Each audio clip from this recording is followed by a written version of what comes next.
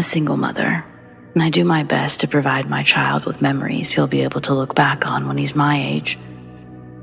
I didn't have that many with my mom, and it's important for me to give him what I needed at that age.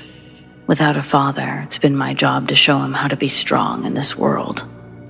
I was watching a TED Talk, and the speaker said that fear is primarily a learned trait. Toddlers would watch their parents interact with the environment to understand it for themselves. If they see a situation and think, "Uh-oh, mommy flinched," they will start to perceive the situation as dangerous. If you're afraid of spiders, it's probably because you saw a parent react poorly to them in your adolescence. That's why I've done my best not to flinch when we're together. He's turning 10 in October, and we frequently spend our weekends going to trampoline parks, regular parks, or the movies. But yesterday he saw a YouTube video about those bioluminescent shrimp. We live a little over an hour from the Indian River Lagoon, near Titusville, and I decided, why not? Let's go on a spontaneous little trip. We hopped in the car around 8 to get there as the sun was setting. I'm brave, but not dumb. I always pack pepper spray in my purse, just in case someone were to test my mama bear fury. We pull into the lagoon, and we're one of the only cars in the parking lot. Aiden and I walk down the trail and reach the shoreline. A smile grew on his face as we got closer to the shoreline. This was the first time I'd ever seen these shrimp in real life. He and I stood at the top of the hill, mesmerized at the light show that we were seeing in the water. We walked down the hill until we found a bench to sit on, just before the concrete path touched the sand. There was a man standing in the rocks of the shallow water, quietly fishing. Every time he'd cast his line out, it would stir up the shrimp in the water, like blue fireworks in the ripples. Soon, Aiden's oohs and ahs turn into snores as he falls asleep sitting on the bench rested against me. I sat there and realized I was experiencing a rare moment of bliss and silence to myself. Moms know how cherished and fleeting these can be. I took a deep breath, smelling the salty sea air. Falling asleep next to Aiden on the bench would have been easy if I'd let myself fully relax. I noticed the fisherman had started packing his gear. When he turns around, he sees us on the bench. He must not have known we were there previously, and I think our presence startled him. Naturally, he was most likely on his guard too, and didn't know we weren't there posing a threat to him. I try to make it obvious the direction I'm looking, but keep him in the corner of my eye. The fisherman slowly grabs his bucket and tackle box, then starts walking towards us. An unnecessary angle to take if he were heading toward the parking lot. With this trajectory, I begin to wake Aiden up and get him ready to go. I also had to get my purse out from under him without yanking it in a panic. I turn and stare at the approaching fisherman to let him know I'm aware of him. He keeps looking at us, then back down as he tries to find his footing in the slippery rocks. He gets close enough for me to see that he's barefoot, wearing torn jean shorts and a tank top. He has a bushy beard and is incredibly thin. We make eye contact at an increasingly uncomfortable distance as I can see the white of his eyes. He takes another step towards us and then lets out the most horrific, stomach-turning howl I've ever heard from a human's vocal cords. It sounded like those stock screaming sound effects I'd play with in film class, like a war movie death scream. Aiden jolts awake. He's now observant of the dark figure. I flinch. This man starts swinging his arms and throwing his gear around the rocks while continuing to scream bloody murder. I grab Aiden's wrist tightly in my hand and I'm about to start running toward the parking lot, but I see the fisherman collapse onto the rocks. Suddenly, I realized I may have misread the situation. Even from this further distance, the man's growling and groaning continues, but he didn't appear to be moving, not much. So instead of grabbing my keys, I grabbed my cell phone. I called 911 to report the collapsed man in the water. I shuffle through my purse for the keys, unlock the car before handing them over to Aiden, telling him to wait in the car and to lock the doors. With dispatch on the line, I approach the man who's in bad shape, but definitely alive. I relay the information and then ask the man the questions the dispatch is asking me. "Sir, can you breathe? Is it your heart?" But he's just pointing towards his foot, rapidly. So I turn on the flashlight on my phone to see what I can see. I remembered the man was barefoot as I shined the light, and almost immediately, it was obvious which foot was causing the man such distress. The outside of the man's right foot was immensely swollen and red, but it wasn't just his foot. His right leg up to his knee had started to take the same discoloration. Through labored breaths, the man says it stung him. I relay the information and wait with the man and dispatch for ambulances to arrive. Once they do, I check on Aiden, who's waiting eagerly at the back window. I open the door, telling him I just need a couple more moments with the police. He tries to ask me quickly before shutting the door, what happened to the man? I told Aiden that the man had been stung. But stung by what? I didn't know. Aiden starts talking about the kinds of things that can sting in the water, and before he can get too far through his list, I tell him, just one moment, remember, I need to talk to the police. The officers are actually making their way to my car, so I didn't have to travel far to get the rest of the details. Most importantly, I learned the guy was going to be okay. He was lucky to have someone around, though. Apparently, he'd been stung by a stonefish. Wasn't sure exactly what that was, but I learned they were nasty, not-so-little guys.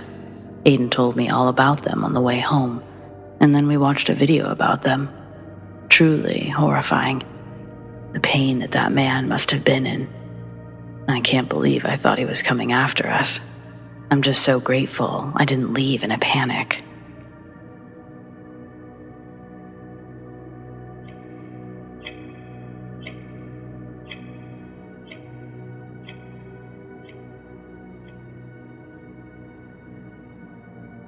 My friends and I were trying to make ghost hunting shows long before the paranormal reality TV hype.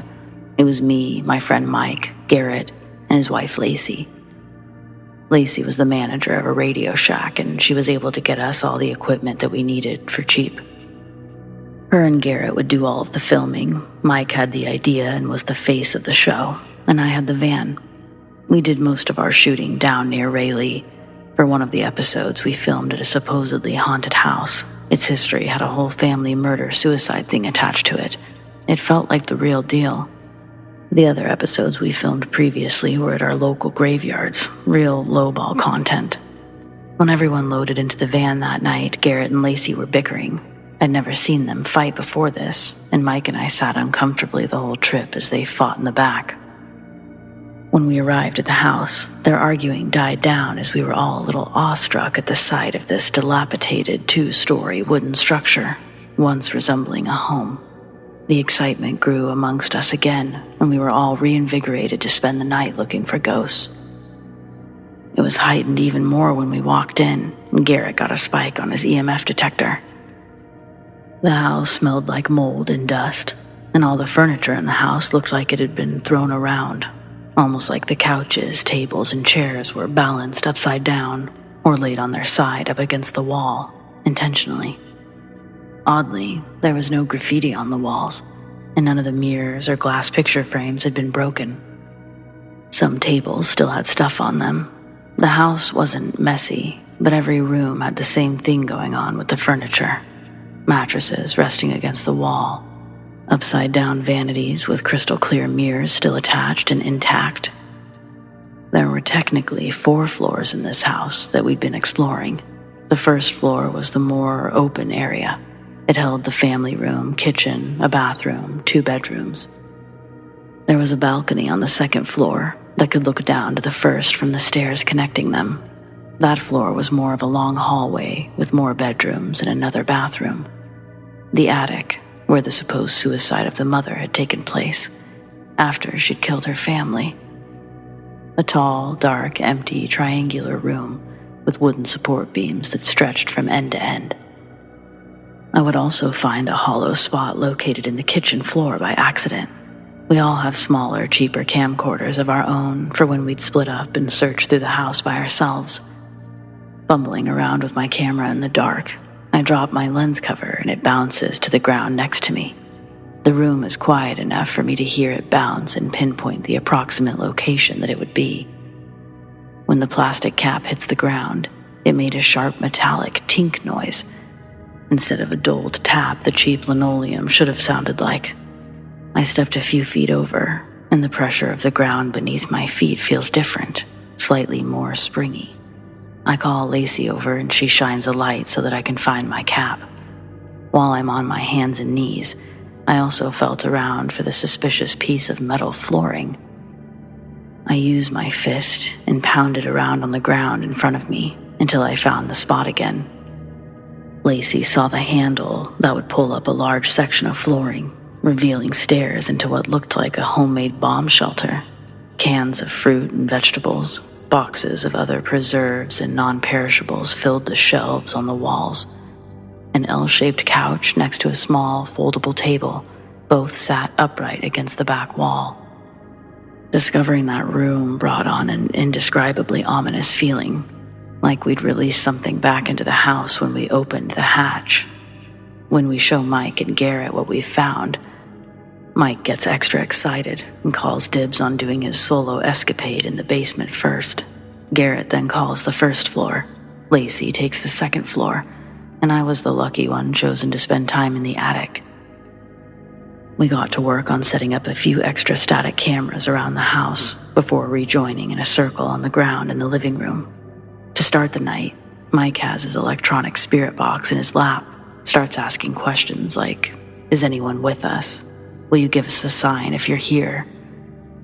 We hear a few creaks and bumps, but nothing that couldn't be explained away by a house settling in. We decided to save tape and all go to our designated areas.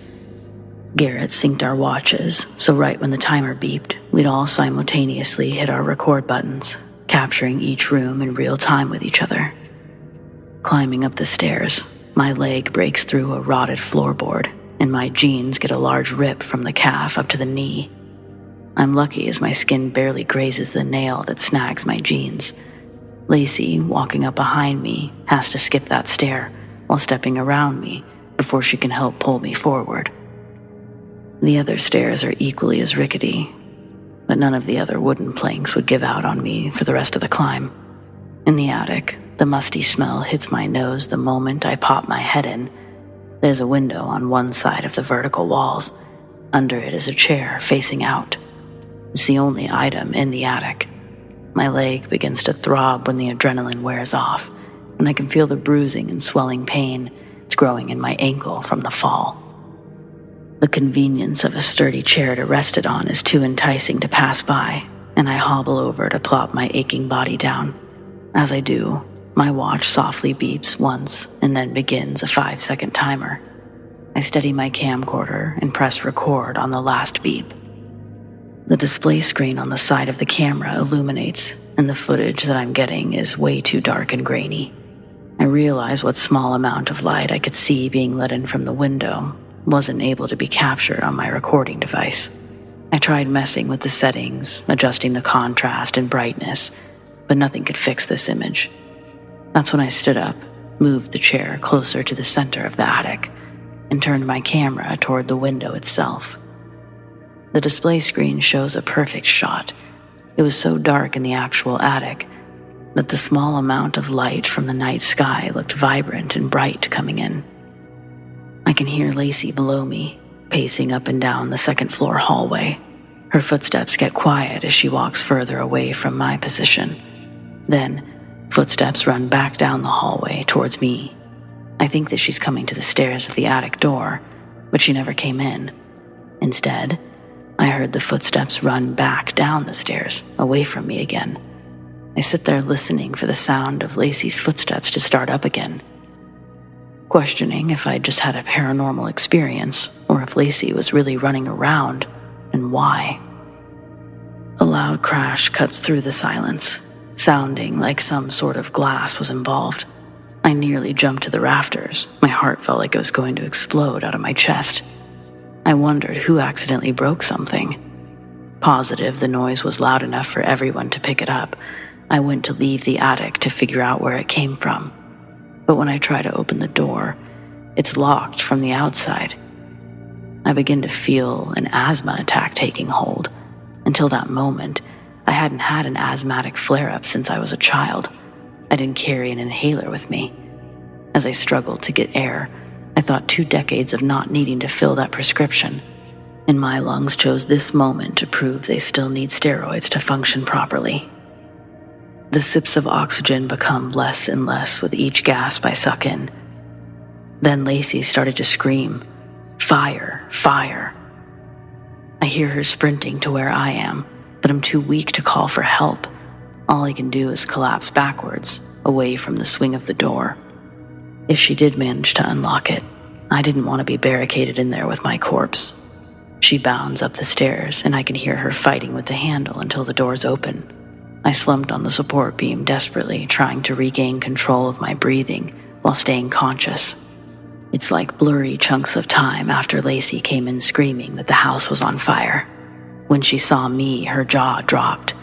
I remember her helping me down the attic stairs. Smoke was filling the ceiling of the 2nd floor. The fire was coming from the side bedroom. I don't remember the 2nd flight of stairs, or how she helped me avoid the missing step. But I got to the 1st floor. On our way to the front door, I get a brief sight of Garrett, lying underneath a large, heavy, brass-framed mirror. I don't remember getting through the front door. In the damp grass outside, I woke up to see Lacey standing over me. She was doing CPR on me. My ribs felt broken, but I was breathing on my own. Mike runs out of the house and meets Lacey and I on the lawn. He asks where Garrett is. I don't know if what I saw was a delusion or not, but Lacey confirmed it when she told Mike that he was still in there. She says she saw the mirror leap from its hanging studs on the wall and fall off the balcony onto Garrett. Then smoke started pouring from the bedroom behind her. Mike didn't see Garrett when he heard Lacey's alarm, and he exited the basement. So he runs back in. Lacey tries to stop him, but Mike shakes her off and runs back inside. Mike is quite a bit smaller than Garrett, and he had to dig for every inch, pulling his body out of the house, filling with smoke. My vision gets cloudy. When my focus straightens out again, Garrett has magically appeared next to me in the grass. Garrett's on his back, lying next to me. He's out cold. There's still pieces of glass stuck in his hair, embedded in the fabric of his clothing. Mike frantically scrambles to look for a garden hose around the circumference of the house. He finds one, only to quickly realize the water and plumbing has been shut off years ago, no matter how many times Mike spun the faucet handle. I watch him finally give up and jog back to the 3 of us still in the grass. Garrett needed to go to the hospital. There was nothing we could do to save the house. I could get air back into my lungs again and told Mike to get Garrett into the van. I get into the driver's seat, and Lacey helps slide Garrett's body into the back of the van. She gets in the back with him, and Mike hops in the passenger seat up front with me. It's close to an hour before we get to the hospital. Mike, Lacey, and we sit in the waiting room of the ER. A doctor eventually comes out to talk to Lacey, and I get to hear her recount what happened, filling in the blank pieces of my timeline. She wrestles with words, trying to describe her accounts. A mirror with a heavy brass frame, weighed easily over 50 pounds, floated off the wall and just so happened to land on top of your husband, the doctor asked.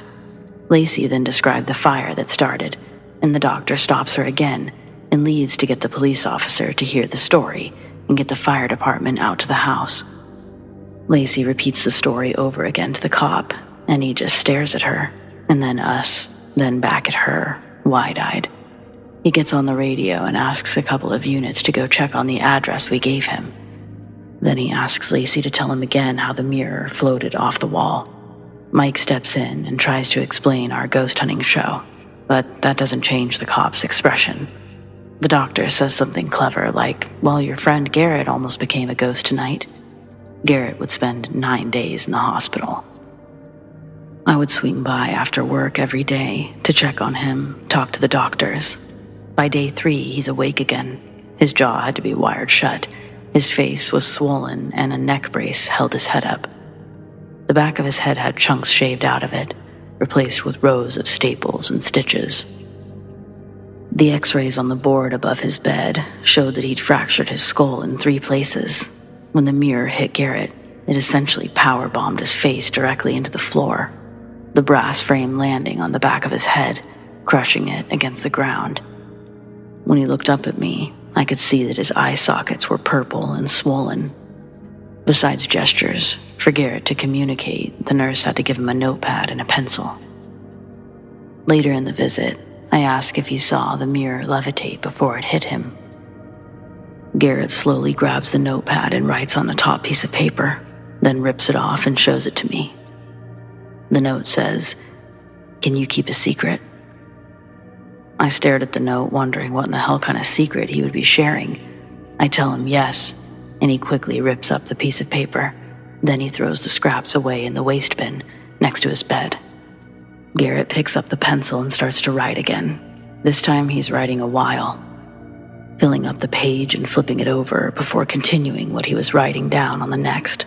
Finally, Garrett hands me 6 pages with his tiny handwriting covering each available line the paper provided.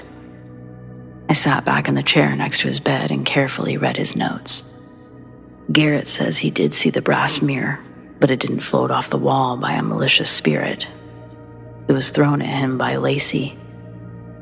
On the next page, Garrett tells me that Lacey found some emails with a coworker, with some unforgiving photos attached. He confesses to a brief affair and begs Lacey's forgiveness. Garrett believes that she was just mad at him and understands why. Then he begs me not to tell the cops. The last few pages, he says that he's still trying to make things work with her. Garrett and Lacey were the kind of couple who were okay sharing their business with everyone. I already knew that Lacey had a crazy side, but this was on a level clear past the moon. Garrett was also a little mentally unwell if he was really going to accept attempted murder as a rational response to anything. The house was a total loss by the time the fire department got there.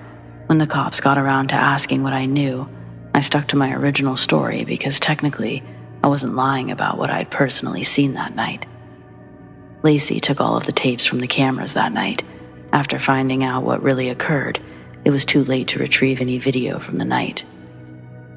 I don't think Garrett ever told Mike the real story either.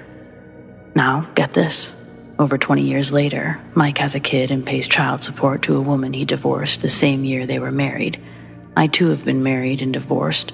My marriage lasted 6 years and thankfully didn't result in any offspring. But Garrett and Lacey are still going strong. It was literally their anniversary at the beginning of this month. Last weekend, we all went bowling. I still regularly hang out with these people. All I can say is that love is strange, but their relationship is none of my business. If they're happy, I'm happy. Oh yeah, years later, I'd be told that Lacey started the fire in the bedroom. She also locked me in the attic before she went bananas, in fear that I'd walk down and stop her from enacting her revenge. And would you believe it's been over 20 years? I've worked my ass off to never get on Lacey's bad side. She's a cool chick, and I'm really happy she married my friend. Here's to many more years of happiness.